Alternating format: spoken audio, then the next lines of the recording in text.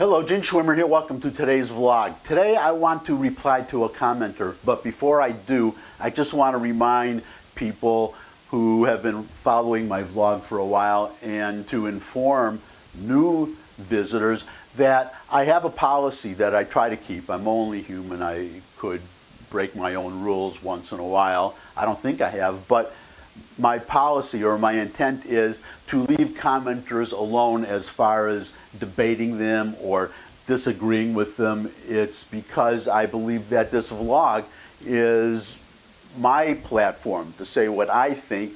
I have all the time in the world to say what I think, so I leave the commenters alone. I would encourage all of you, if you disagree with a commenter or agree with a commenter, to put in your own comments, or if you agree or disagree with me, of course. So when I do reply to a commenter, it's either to correct a factual error, to fill in some incomplete information that I believe is needed to present a more complete picture, or because the commenter raised an interesting point that I want to expand on, that got me thinking, got me doing some research. This comment, it hit both bases. So let me read well, I should set up the comment first. It's a response to a vlog I did I don't know, a couple of days ago, 2-3 days ago, about the accusation that Trump was starting a war when he killed Soleimani. I argued, and I reinforced it with some articles, that we actually have been at war with Iran since 1979, when the mullahs came to power, when some students, probably with the encouragement of the mullahs, invaded our embassy in Tehran and took 52 Americans hostage and kept them hostage for, I think it was 444 days, until Reagan became president, which is an interesting parallel to make now that I'm thinking of it, because I think the Iranians have been chastened now because they are faced with another Reagan, with another strong president. It was as he was taking the oath of office that the hostages were released. Obviously, they were a little bit afraid of Reagan. I think the Iranians now are a little bit, maybe very afraid of Trump. But getting back on track, in response to my saying that we have been at war with Iran since 1979, Lynn777 wrote this comment. So let me read the comment and then I'll go on from there. The conflict between Iran and America goes back to 1953. Quote, and Lynn777 doesn't identify the source of the quote, but it says quote, so I'm going to go with quote. Quote, U.S. and British intelligence agencies orchestrate a coup overthrowing democratically elected Prime Minister Mohammad Mossadegh and restoring power to the Shah, Mohammad Reza Pahlavi, unquote. The coup was about the U.S. and the British who wanted Iran's oil. The people of Iran have resented and distrust the U.S. ever since. So there are a few factual errors in that comment that I want to correct, but in Lynn777's favor, or just to be fair, some of this is conventional wisdom, people who have not really looked into the history of our relations with Iran and the 1953 coup, for which we were partly responsible. That is undeniable, so that fact is absolutely correct, we and the British. But some of these errors, well, number one, the big one is that it is the mullahs and the Revolutionary Guard, the Iranian regime, that hates America or resents America or does not trust America. Well, I think they do trust us now in one respect after Trump took out Soleimani, that when Trump says he's going to do something, when he issues a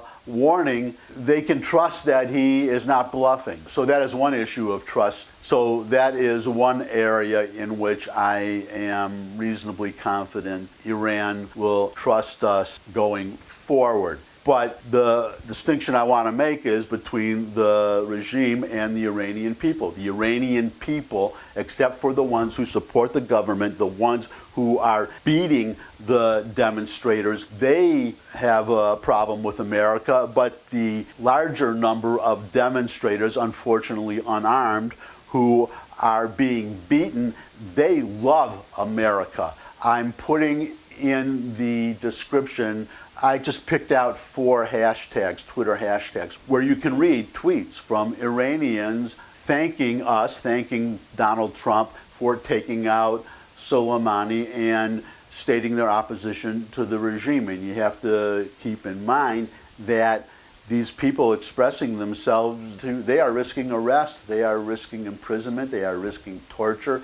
So I believe that each of those tweeters represent a large number. But you can see in the news these large demonstrations against the regime. The Iranian regime had to shut down the internet to stop them, had to kill 1,500 protesters.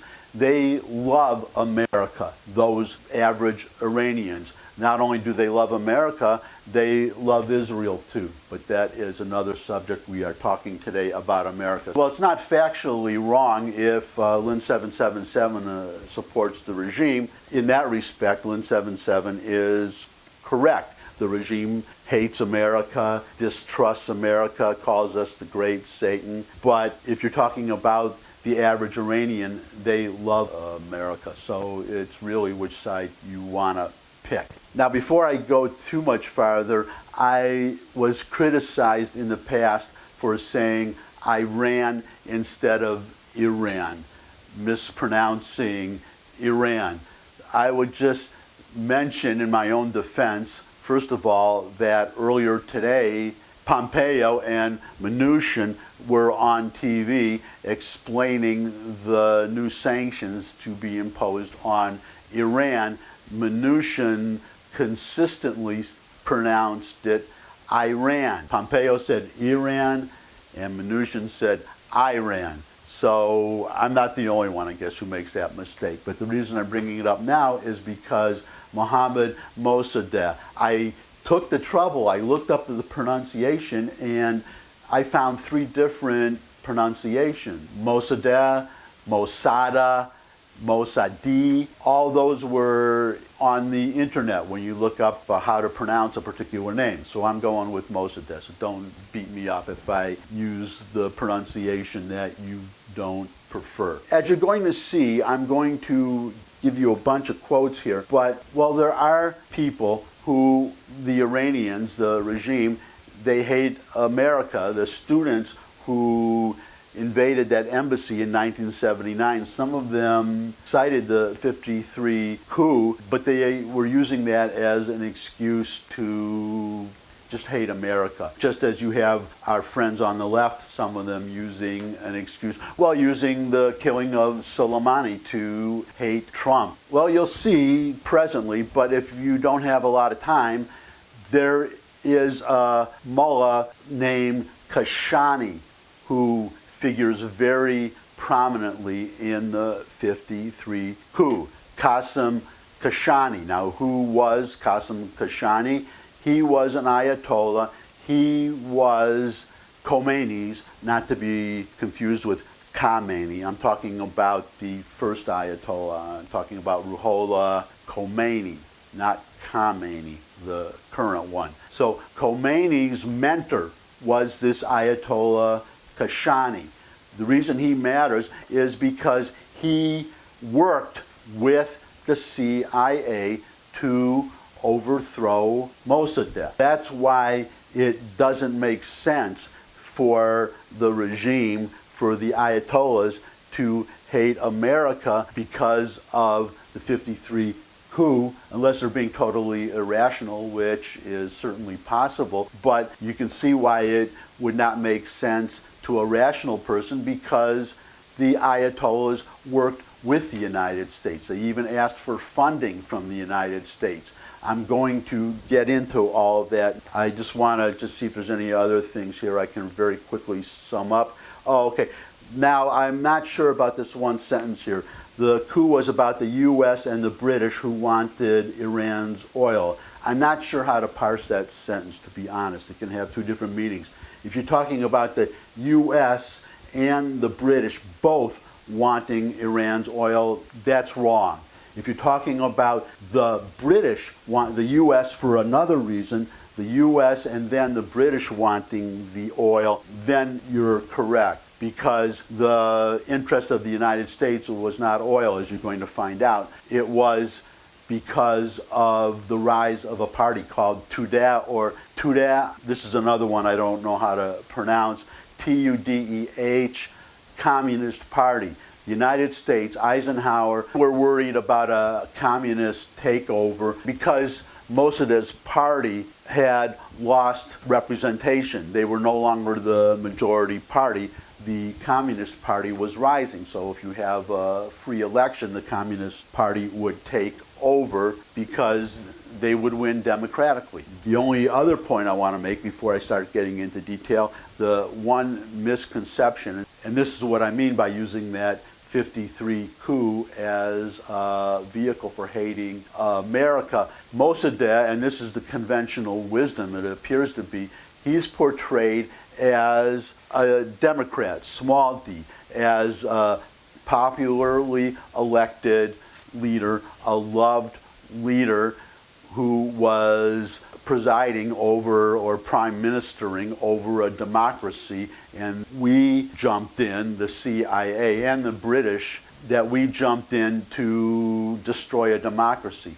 That is factually false, as we'll find out. If you want a modern parallel to Mossadegh, the obvious parallel would be Hugo Chavez of Venezuela, somebody who was freely elected, popular when elected overwhelmingly, but then later becomes a dictator once in power. So I'm going to draw on two articles. One of them is the Wikipedia entry about the 53 coup. Now, I'm just going to read some excerpts. It's actually very lengthy, but in case you're new and don't know this, I always put links to the sources that I cite. So I invite everybody, because it's really fascinating, number one, but number two, it is very long and detailed, very heavily footnoted. No way I could cover it all in this short vlog, but I encourage everybody to go read it. The second one is an article from 2017 when the CIA released the files about the 53 coup. That has some interesting information that, again, is not conventional wisdom. So let me go down now and start giving you the quotes. Bear with me, there's a few of them. So I'm going to start with the Wikipedia article, then the other article, and then I'll give you my comments at the end, some closing comments. I may jump in with some comments too as we go along. But here we go. Mossadegh had sought to audit the documents of the Anglo-Iranian Oil Company, AIOC, a British corporation now part of BP, that's British Petroleum, and to limit the company's control over Iranian oil reserves. Upon the refusal of the AIOC to cooperate with the Iranian government, the parliament, the Majlis, voted to nationalize Iran's oil industry and to expel foreign corporate representatives from the country. After this vote, Britain instigated a worldwide boycott of Iranian oil to pressure Iran economically. Initially, Britain mobilized its military to seize control of the British-built Abadan oil refinery, then the world's largest, but Prime Minister Clement Attlee opted instead to tighten the economic boycott while using Iranian agents to undermine Mossadegh's government. So there's a couple of interesting parallels there, because that's what we're doing, economic sanctions against Iran, in our case to change their behavior, to stop them financing and supporting terrorism and trying to develop atomic weapons. In this case, 1953, the early 50s, it was Britain trying to, well, number one, trying to prevent what happened in Venezuela, where you have, well, in this case, a British company building a refinery and then the government wanting to nationalize it. Nothing that I'm aware of about what the compensation, well, that's probably what the negotiation was about, the compensation. You have to pay the British for the refinery that they built or for whatever structures they built. So Iran just nationalized it.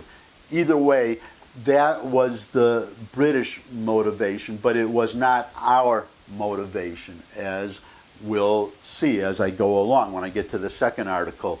It was a concern about a communist takeover. It was a concern about, well, remember that we had contemplated at one point taking out Hugo Chavez. Now, how much better would Venezuela be today if we had taken him out? So we decided not to do that. But when you say democratically elected Hugo Chavez, that's the parallel to the United States of taking out or a coup against Mossadegh, because he was a dictator by the end of his administration. As you'll see, he was no longer the popular elected leader. The Iranian people had turned against him. And so did the religious factions, the Ayatollahs, because they were expecting what finally happened in 1979. The Ayatollahs at that time, Kashani, supported Mossadegh because they expected him to create an Islamic republic, which would not be democratic. It would be, well, you can see today, that's the Islamic Republic of Iran. And when they found out that was not going to happen, they turned against him. But I don't want to go off. I'm really giving you a very rough summary. So once again, if you have time and you're that interested, then I would encourage everybody to read the Wikipedia entry. So going on with the quotes. In mid-1952, Britain's embargo of Iranian oil was devastatingly effective. British agents in Tehran, quote, worked to subvert, unquote, the government of Mossadegh, who sought help from President Truman and then the World Bank, but to no avail. Quote, Iranians were becoming poorer and unhappier by the day, unquote, and Mossadegh's political coalition was fraying. To make matters worse, the Speaker of the Parliament, Ayatollah Kashani, we just mentioned Kashani, Mossadegh's main clerical supporter, became increasingly opposed to the Prime Minister because Mossadegh was not turning Iran into an Islamic state.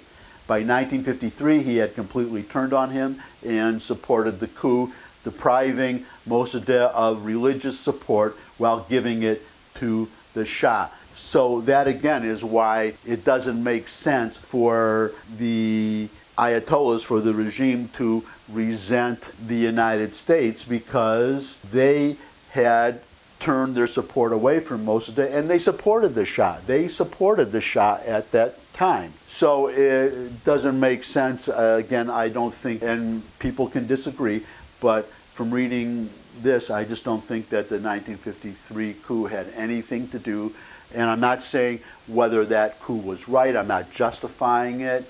I'm not saying that the CIA acted correctly. I'm simply saying that I don't think it was a factor in the resentment of the United States today by the regime. And to the extent that it is a basis for resenting the United States, it's by people who accept the conventional wisdom and have not taken the trouble to learn what I'm telling you right now. More important, the people, as you'll see, they turn against Mossadegh because well, I guess you could say it's a parallel to the Iraq War, where everybody supported Bush when he went in, and now they have a completely different opinion. So the election of Mossadegh and the nationalizing of the oil industry was supported at the time that it happened, but the results later, causing poverty and throwing the entire country into bankruptcy,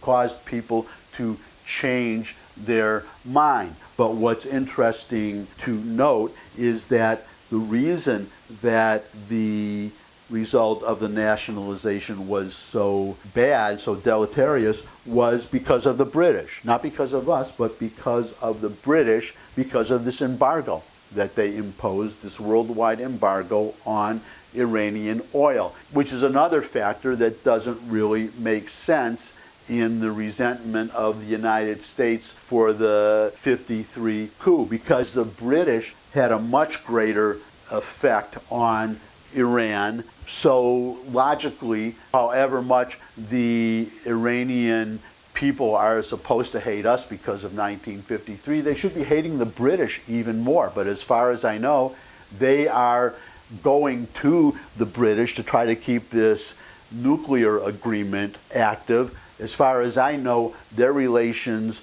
with Britain are good, but logically it should be worse, because the British, besides having as much to do with the coup as we did, also drove the country into bankruptcy. They impoverished the Iranian people.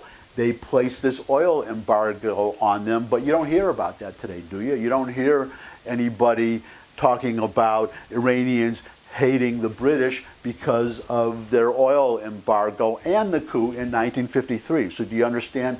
British and Americans participated in the coup, but the Iranians only hate America, right? The regime, not the average Iranian, but the regime. They hate America, but not the British, even though the British also participated in the coup, number one. And number two, they placed this oil embargo on them. And that is what caused the people at that time, now moving forward, to turn against Mossadegh. Because, well, go on with the quotes. By 1953, economic tensions caused by the British embargo, not by us, by the British embargo, and political turmoil began to take a major toll on Mossadegh's popularity and political power. The people were increasingly blaming him for the economic and political crisis. Political violence was becoming widespread in the form of street clashes between rival political groups. Mossadegh was losing popularity and support among the working class, which had been his strongest supporters. As he lost support, he became more autocratic. As early as 1952, he began to rely on emergency powers to rule, generating controversy among his supporters. In other words, he became more dictatorial as time went along. He was happy to be a quote-unquote Democrat while the people supported him, but when they started not to support him, instead of listening to the people, he just became a dictator, step by step, as we're going to see here. After an assassination attempt upon one of his cabinet ministers and himself, he ordered the jailing of dozens of his political opponents. This act created widespread anger among the general public and led to accusations that Mossadegh was becoming a dictator. By mid-1953, a massive resignations by Mossadegh's parliamentary supporters reduced the National Front seats in Parliament. National Front was Mossadegh's party. A referendum to dissolve Parliament and give the Prime Minister, that would be Mossadegh, power to make law was submitted to voters, and it passed with 99.9% approval, 2,043 votes to 1,300 votes against. The rigged referendum was widely seen by opponents as a dictatorial act, and the Shah and the rest of the government were effectively stripped of their powers to rule. When Mossadegh dissolved the parliament, his opponents decried this act because he had effectively given himself, quote, total power, unquote. Ironically, this undemocratic act by a democratically elected prime minister would result in a chain of events leading to his downfall. So just a couple of points here. The mention of rigged election. Well, 99.9%, that's obviously a rigged election, but I looked for the source. Unfortunately, I couldn't find it. Maybe somebody else can find it. So you'll have to trust me on this. But what they mean by rigged election, Mossadegh's opponents wanted the referendum to be, as you could expect, by secret ballot, which is what you would expect in a democracy. Mossadegh refused that request. The way the referendum was run, I guess you could say technically it was secret ballots, but the way the referendum was conducted, there were two voting booths at the polling stations. One voting booth for people who supported the referendum, and one voting booth, a separate voting booth for those who opposed. So you could see who was going into which voting booth, and you could see who was going into the voting booth to vote against. But you see the parallel again with Chavez, and even more so with Maduro in Venezuela, a democratically elected president who begins to rule undemocratically. So that was the main point that I wanted to get across. To be perfectly fair, whatever kind of person Mossadegh was, the kind of ruler that he was, I could accept an argument that that is not relevant to the coup. But I still felt compelled to make that point because of this conventional wrong impression of Mossadegh that a lot of people, and I'm not saying that Lin 777 is one of them, but unfortunately we do have some friends on the left who like to bash America, and they use Mossadegh as a basis to do it by mischaracterizing him as some kind of benevolent ruler that we cruelly removed. Again, removing him may have been wrong, but to put it mildly, Mossadegh was no angel, and he was not a Democrat, small d. Now I just want to get into the coup itself in this second article, so let me quote from this. Let me put up the headline. 64 years later, CIA finally releases details of Iranian coup. Known as Operation Ajax, the CIA plot was ultimately about oil.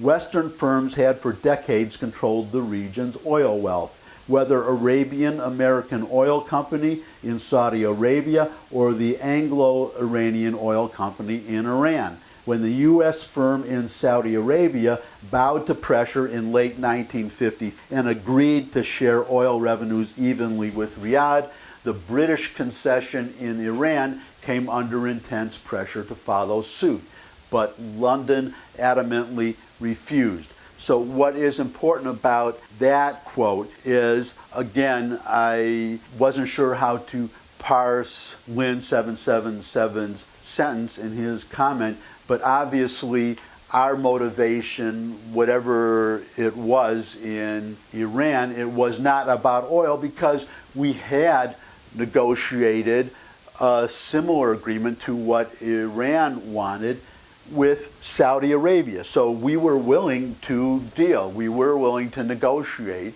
And I think it's in one of these two articles from which I'm quoting that it specifically mentions that. So that is a bad rap that I just want to dispute. We did not depose a democratically elected leader for oil. The British, that was their motivation, the British, for putting an embargo on Iranian oil. But again, they put the embargo on Iranian oil. We did not. So in early 1951, amid great popular acclaim, Mossadegh nationalized Iran's oil industry. A fuming United Kingdom began conspiring with U.S. intelligence services to overthrow Mossadegh and restore the monarchy under the Shah. Though some in the U.S. State Department, the newly released cable show, blamed British intransigence for the tensions and sought to work with Mossadegh. That's a distinction that I made a second ago. So there you have it in this article. Beyond final proof, now this is the part that I was talking about earlier about Kashani. Beyond final proof of CIA involvement, there's another very interesting takeaway in the documents, said Abbas Milani, a professor of Iranian studies at Stanford University. New details on the true political leanings of Ayatollah Abul Qasim Kashani, also known as Qassam Kashani, that's how I'm pronouncing it, a cleric and leading figure in the 1950s. In the Islamic Republic, clerics are always the good guys. Kashani has long been seen as one of the heroes of nationalism during that period. As recently as January of this year, Iran's supreme leader praised Kashani's role in the nationalization of oil. Kashani's eventual split from Mosaddegh is widely known. Religious leaders in the country feared the growing power of the communist Tudeh party and believed that Mosaddegh was too weak to save the country from the socialist threat. And we believe that too. That's why this next part is going to make sense. But the newly released documents show that Kashani wasn't just opposed to Mosaddegh, he was also in close communication with the Americans throughout the period leading up to the coup. And he actually appears to have requested financial assistance from the United States, though there is no record of him receiving any money. His request was not previously known. On the make-or-break day of August 19th, 1953, quote, Kashani was critical, unquote, said Milani. Quote, on that day, Kashani's forces were out in full force to defeat Mosaddegh, unquote. So actually now, if we're talking about 1979, I can understand at least a little the students citing the 1953 coup as a reason to hate the United States. Though again, I don't think it justifies hating the United States and not hating the British even more for the reasons that I cited earlier. But we have to remember that this information about Kashani and the Ayatollahs of 1953 working with the Americans against Mosaddegh, supporting the Americans, seeking financial help from the Americans, that is only coming to light, or it came to light in 2017 when these CIA documents were released and cited in this article. So they were operating on the conventional incorrect wisdom of that time. But today, in 2020, we do have that information. If I were in their shoes, I would be a bit embarrassed, maybe very embarrassed, because this destroys their whole narrative, at least if they're talking about 1953, because the Ayatollahs were working with the United States. We were on the same side as the Ayatollahs in 1953. So just to wind everything up and reiterate my main point from my earlier vlog, the war began in 1979. In my opinion, and there are some people that say that the war hasn't begun at all, that Trump might start a war, but I think it began in 1979 based on the historical record that it did not begin in 1953. And that's it for today. If you disagree or agree, you can put the comment in the comment section. But before you do that, thumbs up if you like this video. Share it with anybody you think would also like the video. I just told you about comments. You can put them in the comments section. You can also ask questions, suggest future topics. I would love for people to subscribe, and finally come back and see me again. I look forward to seeing you all again, maybe some new visitors too. And until I do see all of you again and meet some new visitors, bye.